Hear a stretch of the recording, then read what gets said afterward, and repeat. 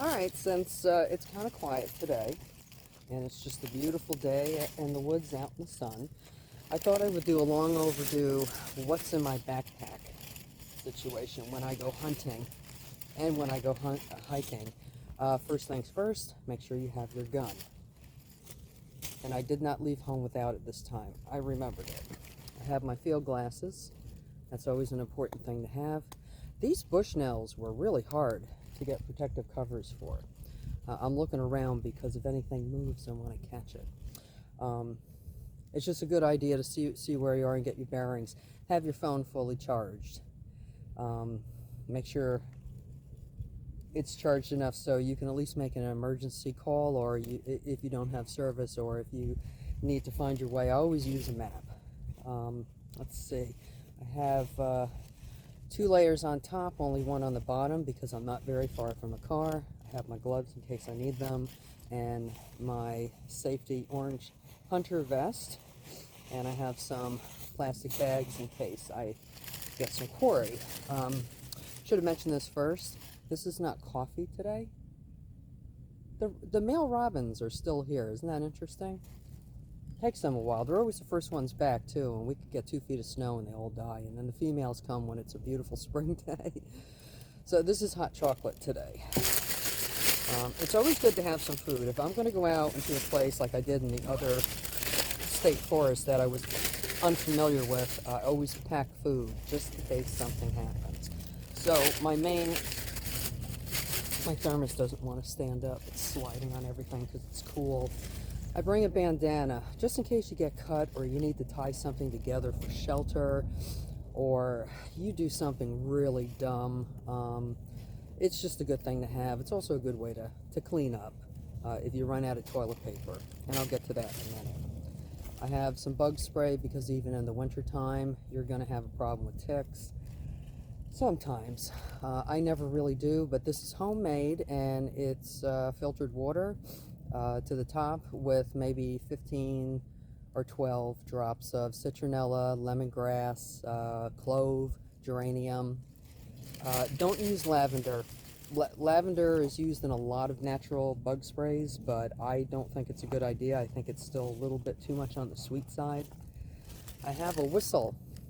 This isn't just to show my position if I'm lost. This is also in case a hunter comes up on me and I blow it, blow it, blow it. Hunter, hunter, blow it, hunter, hunter. So you can get somebody's attention real quick. And always check it and make sure that the ball is still in there, because sometimes they're made out of cork or a type of rubber that will dry up. This thing that I'm hanging on to is an air horn. The reason I carry an air horn is mostly because if I end up in a situation where I'm hurt so bad that I can't empty my lungs into a big loud scream, this will do it for me. I have my old-fashioned ouch kit. This came from a Boy Scout pack from like the 1970s, and it has a list of important numbers of people to contact in case of emergency. It's got some gauze pads. I'm not going to take the whole thing apart because you'll get the idea. I keep a lighter in here and always make sure it's working in case I don't have any luck with the ferro rod, but I doubt it's going to be a problem. And I actually need to go through this because there's an assortment of pads, wipes, and band-aids in here that probably need to be replaced. There is also a scalpel in here, and this is a first aid cream that came with it. May not be worth anything at this point, but this was like one of my first aid kits, so I kind of hang on to it for, I guess, nostalgic reasons. It's still viable though in many ways. Now this one is my favorite, and this is made by the Equipped to Survive company. I don't know if they're still around. It's www.equipped.org. That's what it looks like, and that's the back of it. This will fit into your pocket. I used to have a much bigger one until about, I don't know, maybe 15 years ago. A good friend of mine gave me this, and she said, this is the one that I want you to have, because the one that I had was like the size of a notebook, and it was still good.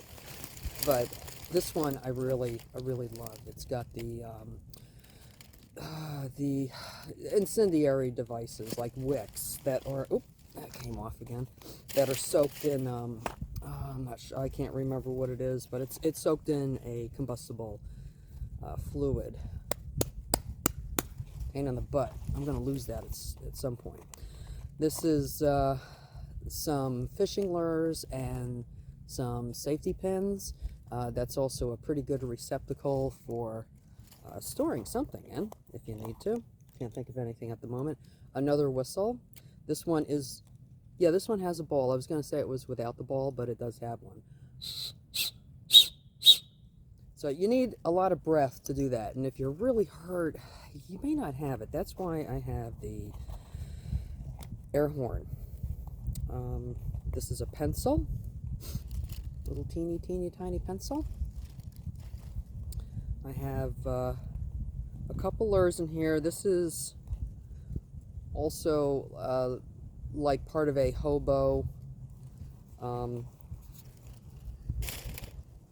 fishing rod. It's kind of stuck to it. I mean, it's something. It's better than nothing, because sometimes when I'm out, I don't always have my fishing gear. Little roll of duct tape right there. Oh boy. Okay, what else do we have in this tiny little pack? There is a mirror, of course, and it has a hole in the center. Can you see?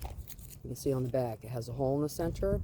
And this is for, it's a rescue flash signal mirror. So what you do is with the hole is you slowly move the bright spot to the target by turning and tilting the mirror. So you would look up at the area that you want to direct the flashing symbol in, and you would look through that hole so that you could get the light to shine on somebody's face or in somebody's car. Have some twine. This thing packs quite a punch. There's a little bit of string there. It's pretty heavy duty too. It's not exactly lightweight. It's almost like it's reinforced string. Pretty strong stuff. I haven't been through this in a long time. Here's some wire for snaring.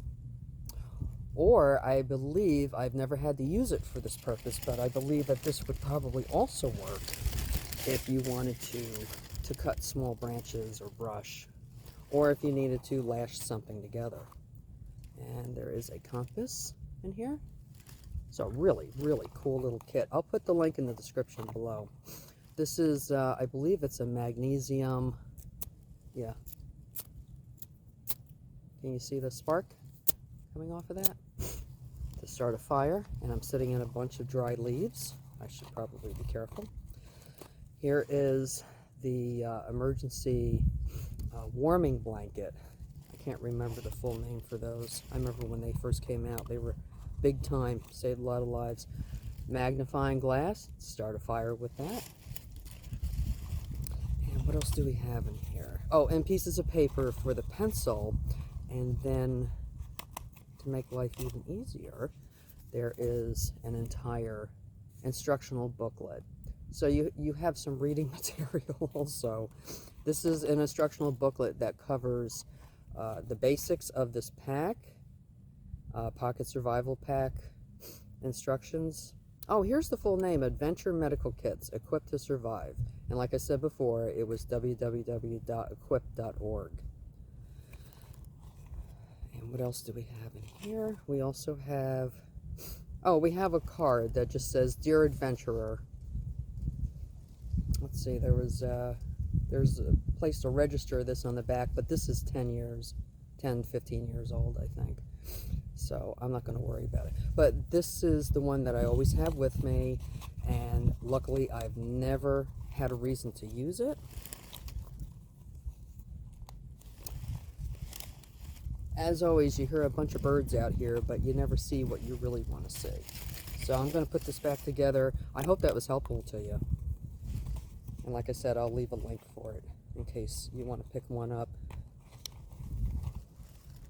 Continuation of the pack.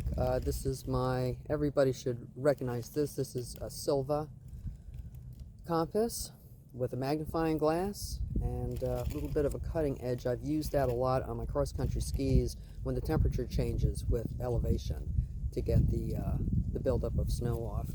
And of course I have my silica pack. I use silica packs in everything. So what else is in here? I have a cushion for my butt, just basically for my convenience, but this is also great in case you need to cushion like a joint or something, or an arm, and give it a little bit of support. Now this is a mossy oak that was bought much larger, that had a strap. The strap is in the bottom of my backpack, and I cut it to size so that it would fit my backside and fit into my backpack a lot easier. And this is my Toiletries Pack, and it has, I always check these batteries, it has a headlamp in it, has some rubber bands, some twisty ties, has an extra pair of socks, not only good in case your feet are soaking wet, but that's a good way to stop some bleeding if that happens.